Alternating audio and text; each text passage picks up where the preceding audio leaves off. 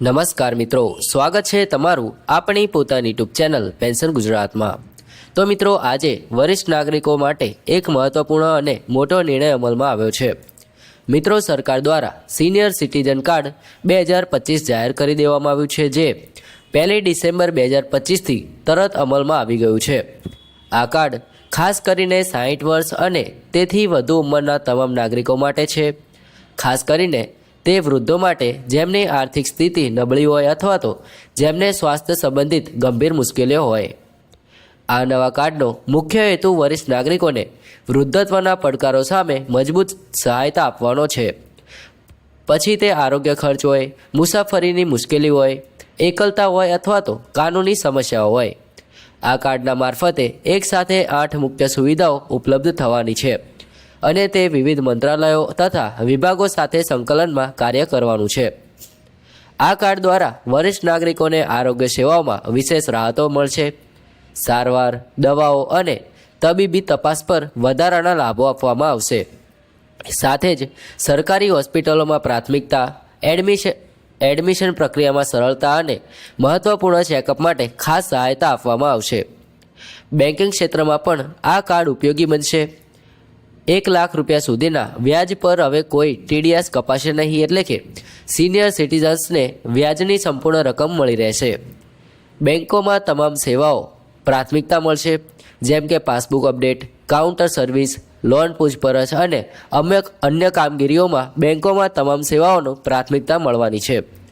મિત્રો, મુસાફરી અને પરિવહન ક્ષેત્રમાં ટ્રેન, બસ અને ફ્લાઇટ ટિકિટ પર પહેલાં કરતાં વધારે ડિસ્કાઉન્ટ આપવામાં આવશે।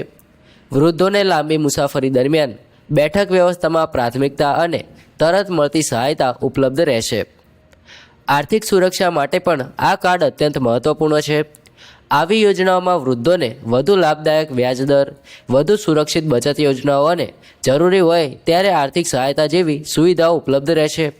ખાસ કરીને નબળી આવક ધરાવતા અથવા તો બીમારીઓનો સામનો કરતા વૃદ્ધોને આર્થિક રીતે ટેકો આપવા માટે આ યોજના બનાવવામાં આવી છે।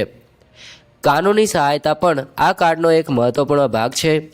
સંપત્તિ વિવાદ, પેન્શન છેતરપિંડી, ઘરેલું મતભેદ, ઠગાઈ અથવા કોઈપણ કાનૂની સમસ્યા માટે વૃદ્ધોને કાઉન્સેલિંગ, માર્ગદર્શન અને જરૂરી હોય ત્યારે કાનૂની સહાય ઉપલબ્ધ થશે।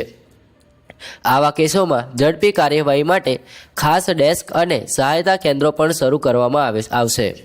આ ઉપરાંત આ કાર્ડ દ્વારા વરિષ્ઠ નાગરિકોને સામાજિક સુરક્ષા યોજનાઓ, ભરણપોષણ અધિકારો, આરોગ્ય ઇન્સ્યોરન્સ, વૃદ્ધ સહાયતા કેન્દ્રો અને વિવિધ સરકારી કલ્યાણ યોજનાઓની સીધી માહિતી આપવામાં આવશે, જેથી કોઈપણ વયસ્ક નાગરિક કોઈપણ લાભથી વંચિત ન રહે।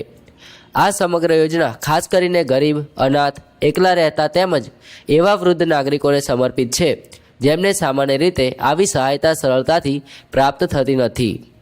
મિત્રો, સિનિયર સિટીઝન કાર્ડ 2025 વૃદ્ધોને નાણાં, આરોગ્ય, મુસાફરી, કાયદો અને સામાજિક સુરક્ષા જેવી દરેક જરૂરિયાત માટે એક જ પ્લેટફોર્મ પર મદદ ઉપલબ્ધ કરાવે છે। તો મિત્રો, જો તમને આ માહિતી ઉપયોગી લાગી હોય તો અમારી ચેનલ પેન્શન ગુજરાતને જરૂરથી સબસ્ક્રાઈબ કરી લેજો। મળીશું આવી જ માહિતી સાથે, ત્યાં સુધી જય હિન્દ, વંદે માતરમ।